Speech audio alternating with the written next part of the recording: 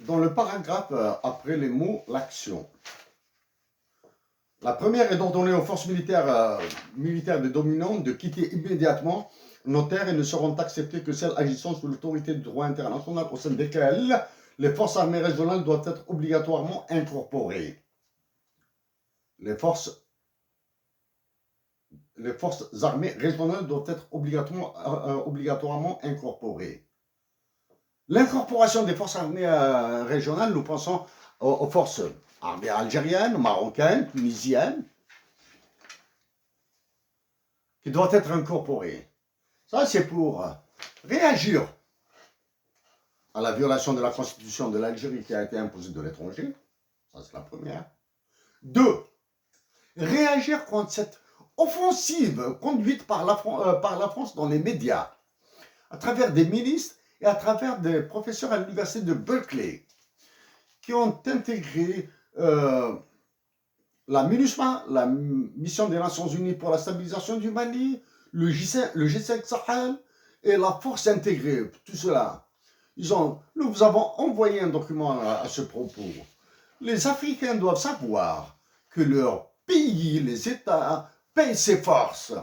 Et dans le cas des pays africains, elles puissent, à travers l'aide publique au développement, l'aide publique au développement, ça c'est une traduction vulgaire de assistance.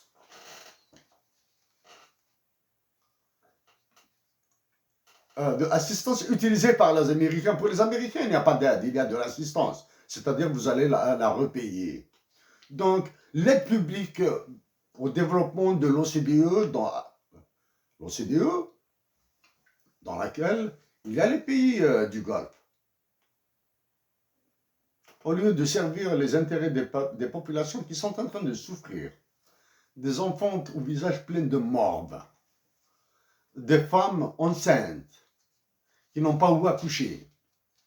Cette aide publique au développement, non seulement elle est remboursable, hein, elle n'est pas gratuite. Elle est utilisée pour conflit. L'action, la deuxième, dans le cadre du processus de Kimberley, rendre effective la mise en œuvre de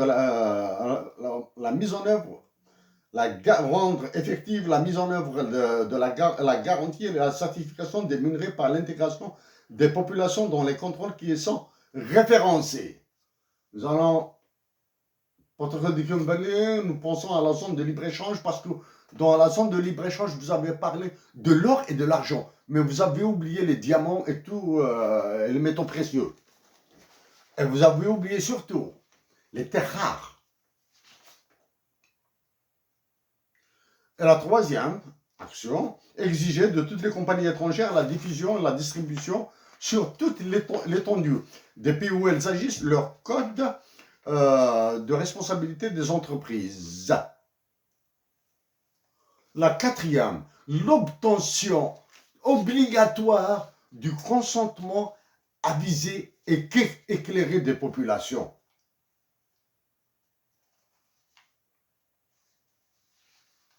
Dans les instruments nord-africains et nationaux, nous avons listé une série d'instruments, mais nous avons insisté sur un instrument, nous insistons sur un instrument particulier. Le troisième, vulgariser le concept de guerre hybride dont est victime l'Afrique du Nord, dont l'une de ses armes est la prostitution.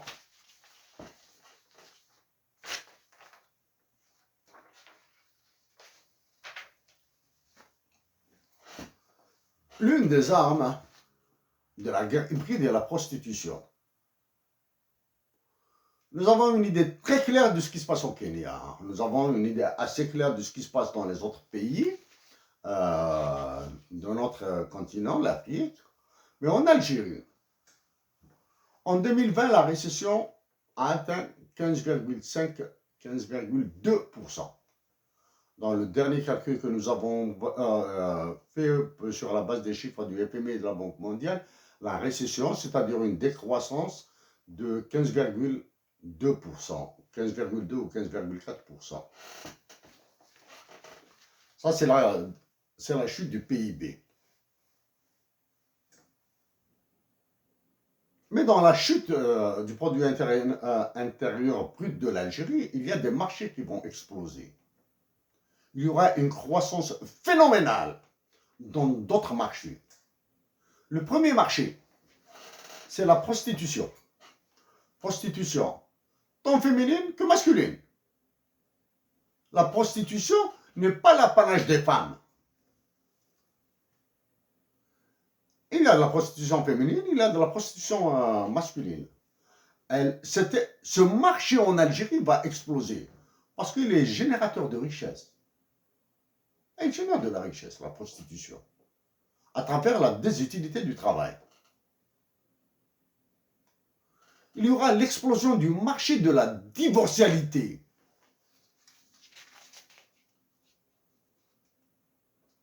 Le marché de la divorcialité en Algérie sera extraordinairement prospère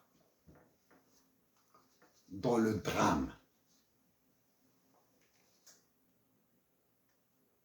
Quand nous disons marché de la divorcialité, il faut penser à tous les drames individuels, les dépressions nerveuses, les dépressions psychologiques,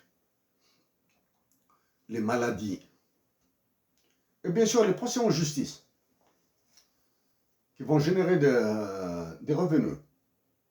Bien sûr, il faut penser aux enfants, il faut penser aux enfants nés handicapés. Dans ce marché de la divorcialité et de la nuptialité, autre que la primonuptialité. Ça, c'est le deuxième marché qui va exploser. Le troisième marché qui va exploser, lui, des stupéfiants, des drogues dures. Tout le marché de la prostitution, le marché de la divorcialité, le marché des stupéfiants. Avec la chute du pouvoir d'achat, l'incapacité d'acheter des médicaments, l'indisponibilité des médicaments, donc la demande en stupéfiants sera énorme. Donc le trafic de drogue connaîtra une croissance exponentielle en Algérie. Et que dire de l'Afrique? Nous vous signalons que l'Afrique maintenant est devenue la plaque tournante du trafic mondial des stupéfiants. Après avoir énuméré ces trois marchés, il reste le plus grand, le plus important. Une organisation de régulation. Ces trois marchés, prostitution, divorcialité et stupéfiants, ils demandent une organisation. C'est les mafias. C'est les mafias qui vont prendre tous ces marchés. Et quand vous avez les mafias avec ces trois marchés, que deviendront les États? Que deviendront les populations vulnérables? Voilà, monsieur Faki Mohamed Moussa, à la première partie de notre intervention. Maintenant, nous allons venir vers le marché, l'économie, et particulièrement la zone de libre-échange continentale africaine, la ZLECA.